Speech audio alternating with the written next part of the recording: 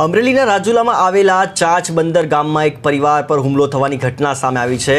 ચાચબંદર ગામમાં રાત્રિના સમયે આશરે 20 જેટલા અજાણ્યા શખ્સોએ કારમાં આવી એક જ પરિવારના સભ્યો પર ધોકા પાઇપ વડે હુમલો કર્યો હતો। આ હુમલામાં પરિવારના 4 વ્યક્તિઓને ગંભીર ઈજા થતાં ઈજાગ્રસ્તોને મહુવાની ખાનગી હોસ્પિટલમાં સારવાર અર્થે ખસેડવામાં આવ્યા હતા।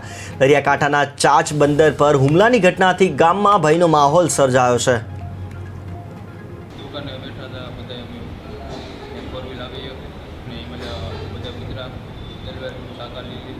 અમારી દુકાન તોડફોડ કરી નાખી પહેલાંની બાજુનો જે 1.5 મહિના પહેલાં મારા દાદાનો છોકરો એને પહેલાં 2 વખત માર્યો એનો કેસ શરૂ થયો પણ પાછા આવીને અમને મારવા મળ્યો એવડે એ લોકો।